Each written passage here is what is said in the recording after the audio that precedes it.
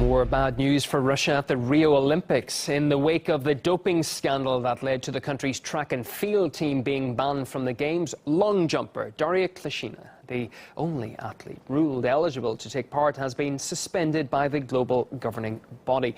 RT's Ilya Petrenko is in Rio with the latest. It is the never-ending twists and turns with the Russian doping scandal story.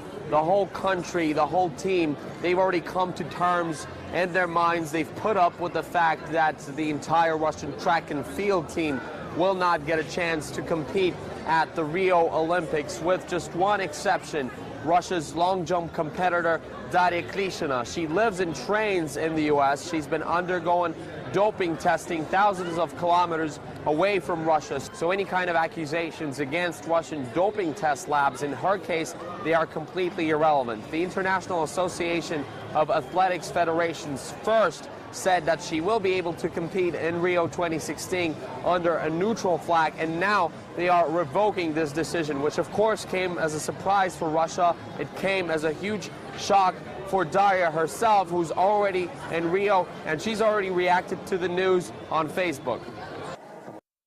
I'm a clean athlete and have proved that already many times and beyond any doubt. Based in the US for 3 years now, I have been almost exclusively tested outside of the anti-doping system in question. I'm fallen victim to those who created a system of manipulating our beautiful sport.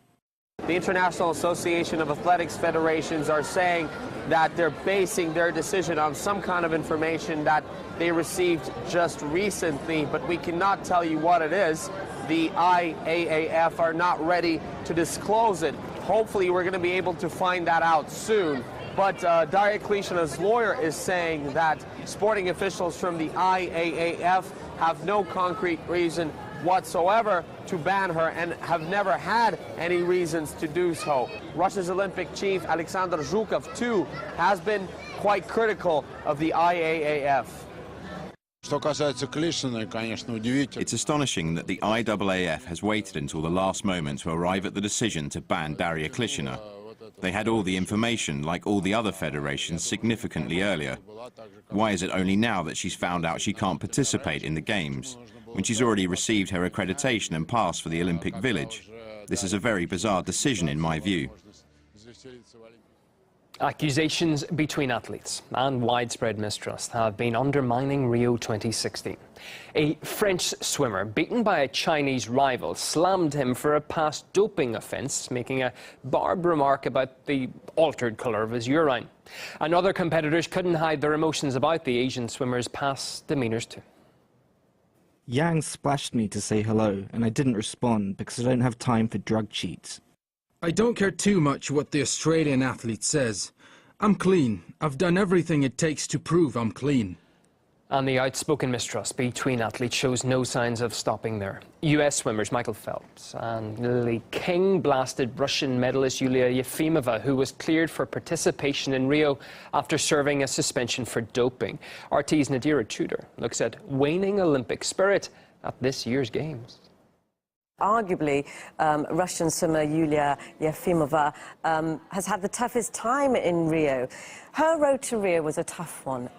She was found guilty of doping back in 2013, and she served 16 months. So she really has had to jump through all sorts of hoops to get to the stage where she was able to compete.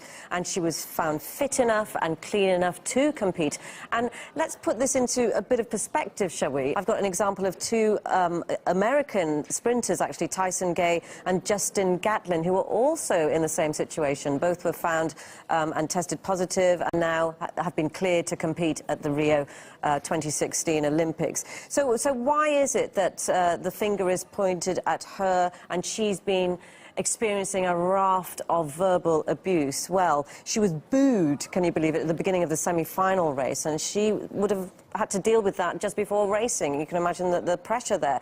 And her counterpart, Lily King, who won gold, was rather rude as well. Now, what's interesting about this whole situation, the press reported when Lily King won, didn't say, OK, here's the winner of the Gold Olympics. Actually, they used words like defeated, as you could see there. The colleagues are pulling no punches either. So Lily King again called her a drug cheat, made fun of Efimova's signature finger waving. She apologized later, but she refused to shake her opponent's hand at the medal ceremony. Phelps also threw his weight behind King, and Irish swimmer called her a cheater, saying that she had to have tested 5 times, but actually that wasn't the case. She tested twice.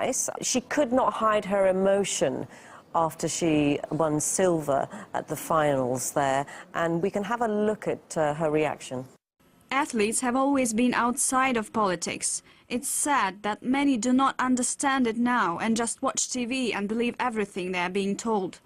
They can't imagine being in my shoes and feeling everything I felt. There's almost an unspoken code between sportsmen and athletes, and that is to support each other no matter which nation that you're from. But at the moment we're seeing quite the opposite, actually, this horrible behaviour between athletes themselves. It's obviously spilt online. There's been reactions. Even the Olympic Committee spokesperson Mark Adams said respecting others and respecting the rights of others to compete, surely that's what it should be about. After the break, we look at the parallels between the Cold War era witch hunt in the US and Hillary Clinton's presidential campaign.